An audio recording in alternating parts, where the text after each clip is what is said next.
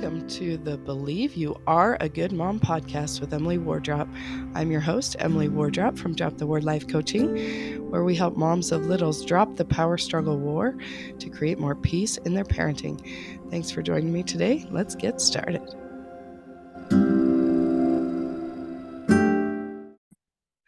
Okay, hello, my friends. Today we are talking about another limiting belief. This one's a doozy. This one I hear, I cannot tell you how much, a lot. So moms make this mean that they are a bad mom. And as you know, you are not a bad mom. You are a good mom. Okay. So we are going to target these limiting beliefs and stop believing them and start believing that we are a good mom. So today we're talking about, drum roll, please, productivity and worth. Okay. Productivity, mamas. You know what I'm talking about. When you sit down and write in your journal at night and you say things like, oh, I was so productive today. Or you're chatting with your friends and you're like, oh, I have not done anything productive today. Or you lay your head down at your pillow at night and think, why am I so exhausted? I did nothing productive today. What the heck are we saying? What are we talking about? And what are we making it mean? This is a problem, people. Well, actually, what I do as a coach is usually you bring me a problem and I show you how it's not a problem. So that made me laugh that I said that. Anyway, the reason it's a problem is because, like I said, we make it mean that we're a bad mom if we are not quote unquote productive. So what does that even mean? This is the one-on-one. Get out your piece of paper, write down what your brain is telling you being productive even means. Okay. And then we're going to take a look at it and realize that it's a bunch of hogwash, right? So we drop the war on our expectation list. We have a ridiculous long list of expectations of ourselves to even be able to label ourselves productive. And if we are productive, then we are a good mom. Is any of this resonating with you? Does your brain do this? Have you even got any awareness that your brain is doing this that you didn't even realize? So let's talk about productivity. Okay, so on this big long list of expectations for yourself, you have many things that you expect to do. Okay, so a lot of times I'm talking about the things we want to not do, like a good mom doesn't yell at her kids. But what are you expecting that you should be doing? What does a productive, good mom, quote unquote, right, do? Okay, write it all down. Your brain has so many things. Like once we get started, it's just Pandora's box opens up and you realize that you expect yourself to, well, let's open Pandora's box, shall we? So we expect that we're going to get our kids up out the door to school. Then we're going to do the laundry. Then we're going to clean up the breakfast dishes. Oh, we skipped 100 things in regards to getting them out the door, right? So if we want to detail even the things that we've said so far, it's 400 other things that we expect ourselves to do, right? But once they're gone, what are the things you expect yourself to do? You're like, oh my goodness, my kids are finally back in school, or my kids are finally in school. All the things that I've been dreaming of for 5 to 8 years of them, of that I could do when they're in school. What are those things? Write all of that down. Then what are you doing with your kids that are still home? You're expecting yourself to have reading time with them, play time with them, special time. Then you got to make them food. You're supposed to be exercising somewhere. How the heck are you going to figure that out with your new baby? All the things a new baby requires? Are you kidding? The things that she just requires at a bare minimum, and then your own expectations on top of that. And then what you've read, like, don't hold your baby, do hold your baby. You gotta connect with your baby. Let her snuggle on you after she nurses and just enjoy that time and ignore that big pile of laundry that's piling up even more. All the things, right? And these are just the regular things that you lay down at night and you're exhausted and you're like, I still wasn't even productive. Because what does productive mean? It's the on top of all the regular things, like, oh, I had this family history project I wanted to be working on. Oh, I want a scrapbook. I want to make cutesy little things for all the neighbors' babies when they're born. I want to, I don't know, I have all these book ideas. I want to write a book. I want to who knows? I want to be on the city council. I want like things, right? Oh, I'm productive if I made a batch of cookies and took it to the neighbors. I'm productive if I clean the house. If the house is clean, do you finally tell yourself you had a productive day cleaning the house? If that means that if the house is not clean, then you beat yourself up that you weren't productive. Oh, our silly brains and what they do to us. Is any of this resonating? Is it just my brain? I know it's not, because I've heard all the moms saying all the things about what being productive is, what they make it mean, and what they make it mean when they're not, quote unquote, productive. Okay. So we really need to detail it out, get it out of your brain onto paper, look at it, and realize how ridiculous it is. Okay. Because I'm telling you, no matter who you are, no matter how much work you've done on your expectations, you still are expecting a ridiculous amount out of yourself. So let's talk about why it's ridiculous. Let's think about our temple. Our body is a temple, right? I was reading this book. I can't think of her name right now because she's got an interesting name. But her book is called Stewardship. So good. I actually took it to Disney World. It got drenched in the diaper bag and now it's moldy. So I need to buy it again. It's probably not healthy to be. It's kind of nice though, because since it's wet, it's like, oh yeah, I can read it in the bath. It's already destroyed. So it's kind of my book that I like to read in the bath. Anyway, I don't have a lot of time to read. I like to listen to audio instead. I don't remember if I've looked for that one on Audible. Anyway, the point is, she says this really cute thing in there about our bodies being a temple, because she struggles with an autoimmune lupus. And so there's times that her temple, like the temples that dot the earth, the structures, sometimes it's closed for renovation, is what she said. I was like, oh, that is so good. And every night it needs maintenance, right? It's unbelievable what we do to keep up the maintaining on our temples. That's another metaphor for another day. But the point being, to care for our own temple, like just the physical limitations of our bodies, is why I say that list of expectations is unrealistic and it's ridiculous, because that's my definition of ridiculous, is unrealistic, I guess. So if you look at the capacity of a human body to do however many things, whether it be just time, how many hours a day it takes to do all the things that you're expecting yourself to do, or effort, bandwidth, mental energy, all those things, it's literally impossible. And I'm all about dreaming big and achieving impossible goals.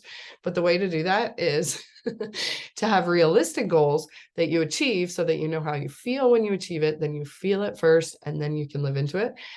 So yes, I'm all about, you can be whatever kind of mom you want to be, and how unrealistic it may sound, that's fine as like the end goal. But I promise the way to get there is to start where you are. Because if you're not starting where you are, you think you should be somewhere else, and there's a should. As soon as there's a should, a supposed to, we're in for trouble. It's not going to work, because you cannot beat yourself up better.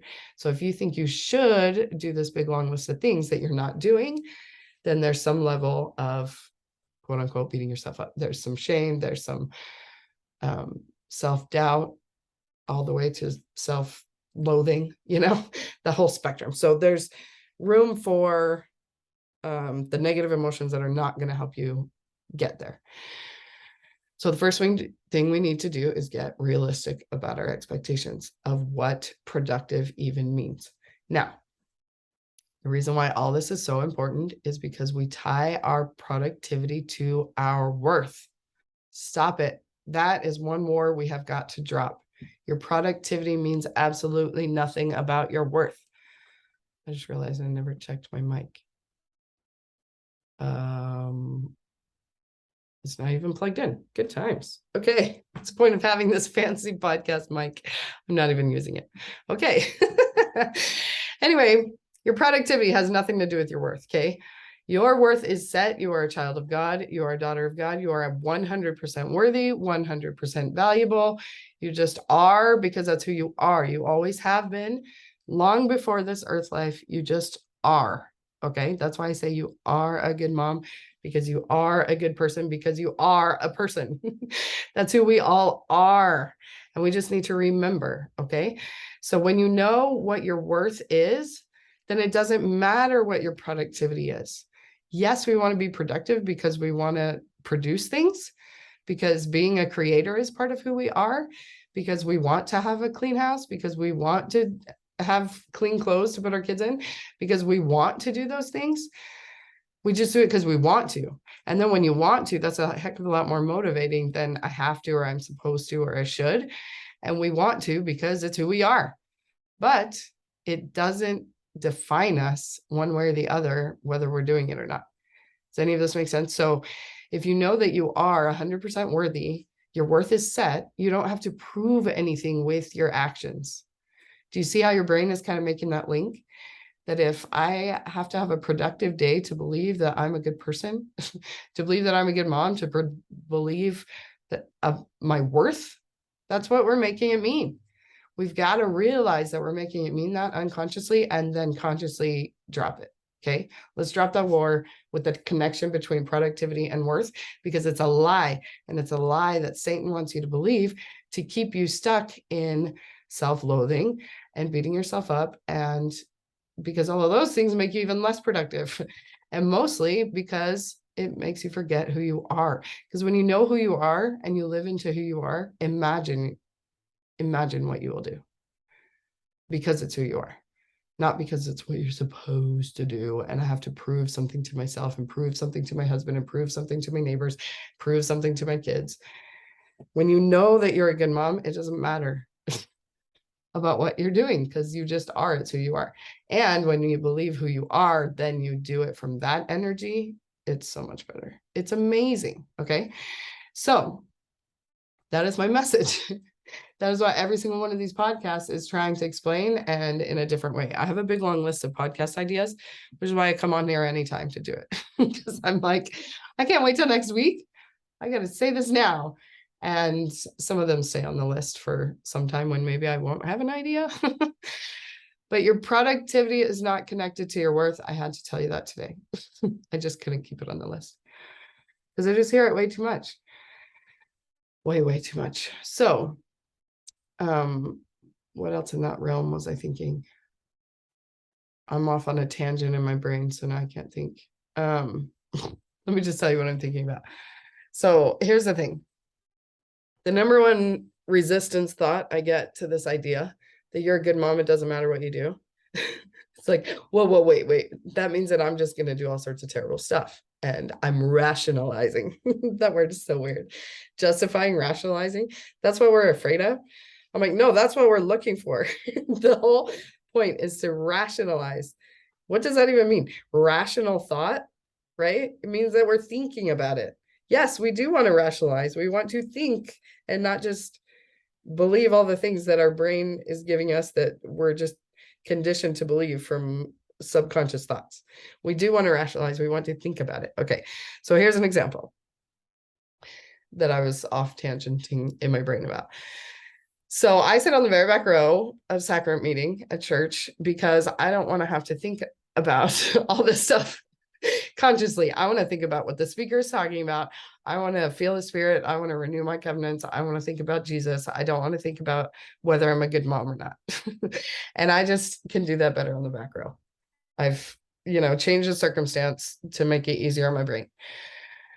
So I don't have to be thinking about who's sitting behind me and what are their judgments of me, because I know that it's actually my own judgments of myself that I'm projecting onto those people behind me. And I just don't want to do those mental gymnastics during church. And so I sit on the back row and I let my kids be my kids. And I try to keep it like within, a reasonable amount of noise to try to prevent the, disruption of the whole entire ward. But, anyway, kids are kids. Okay. I took this fantastic picture of my son yesterday because I'm like, this really, describes my experience at church. Anyway, so I'll probably do a social post on that when I get around to it sometime. But my point is, I sit there on the back row and I look around at all the other families and I compare and despair, right? So I'm still doing the mental gymnastics. I'm not 100% focused on the speakers and what I could be learning about Jesus. I'm busy, comparing myself to the other families still. because the other families have it put together. That's the word that my brain likes to tell me when I'm comparing and despairing. They're so put together. And like, there's like tangible proof of this, right? Like their girl's hair is brushed. They've like washed their hair. We didn't even get to baths on Saturday. Our kids were mangy, nasty at church on Sunday. And I am still a good mom. Okay.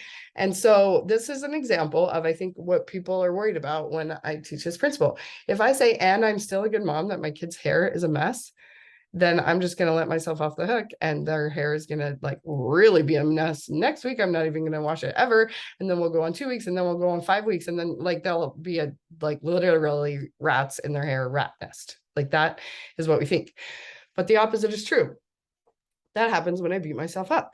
When I sit there looking at the other girls with their perfectly clean and washed and beautiful and styled hair, and I am like, oh, they're so put together. Their mom is so good. I'm a terrible mom because my kid's hair is a mess because I chose to use my time yesterday in other ways. And if I beat myself up, that is when I don't even want to give them a bath ever. But instead, we did baths on Sunday afternoon because I know that I am a good mom. And it doesn't matter that they were a mess at church. I want their hair to be clean. And it's not because there's school tomorrow and I'm going to be so embarrassed, because they walk to school, they walk home. I don't even see the other moms, so I don't even have to think about it. And if I did think about it, then I remind myself I'm a good mom no matter what their hair looks like. And we're not talking about just the girls, because my son doesn't want to cut his hair either. He's got some long hair that was looking pretty nasty yesterday, and it is beautiful when he lets me wash it and brush it. Anyway, what the tangent? This is what my brain was thinking about. Why I couldn't go back to productivity does not equal worth. But the point is that people think that we're going to let ourselves off the hook if I'm like, it doesn't matter, I'm a good mom anyway. But actually, it really, really, really works the opposite. And I challenge you to test it out, because when you beat yourself up, you just wallow in self-loathing, and it just gets worse and worse. When you're like, and I'm still a good mom, then I'm like, hey, I'm a good mom. Their hair's a mess, and I'm still a good mom. And now what do I want to do? I want to give them a bath right now. Oh, we've got time right now. Let's do it. Instead of like, you know what that looks like? Speaking of productivity, does anything get done when you're feeling like, right? You know what I'm talking about. So stop resisting. I'm right on this one. Just try to believe me and test it out, and you'll see that it works. When you believe that you are a good mom, you become who you've always been. This is my message. I really think that it's true, and I really think that you should put it to the test and try it out. And start with productivity if that's your thing. If you are trying to prove to yourself, prove to your husband, prove to your neighbors, prove to the world that you are a good mom because your kids are put together. I'm not accusing my neighbors of doing that. I don't know. They just want to. I don't know how it is that they can get their kids to look that good at church, but it's just something that's important to them. That's not that important to me. Like I had other things going on Saturday that were more important to me this week. So there you go. Like sleeping. Because by the time we did get home Saturday night, I could have made sure that they all had baths, but no thanks. Like, just get to bed, for goodness sake. Anyway, now that I spoke that tangent in my brain out loud, let's get back to what we're talking about. Productivity does not equal worth. I really want you to challenge your brain. Go in there and see if you have that link, and then drop that war. Cut that link. Because what you do is great. It's so good. We all need to produce to keep the world running, right? But not to prove anything, not to prove that you're a good mom, not to prove you're a good person. You are a good person. That's why you do it. So just flip it around. It's just backwards is all. Because you're a good person, you want to do it. Not, I want to do this to prove I'm a good person. Okay. Try it on this week.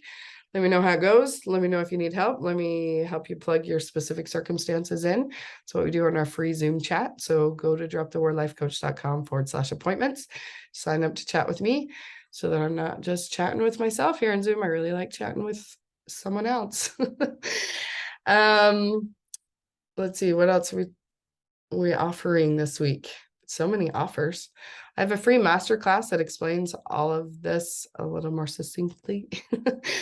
So if the idea of believing that you are a good mom is intriguing, but you're still like, your brain is really not like jiving with it, I have all the metaphors, all the examples, everything in a free masterclass. So dropthewarlifecoach.com/believe to start believing. All right. I'll talk to you next time. Thanks for listening. Bye. Hey friend, thanks for listening. If you want to learn more about how you can believe that you are a good mom, head over to dropthewarlifecoach.com/believe and you get access to my free pre-recorded masterclass that will teach you all about the hands-on, exactly how to believe that you are a good mom. Start believing right now. Feel the peace, my friend. We got this. You got this. See you there.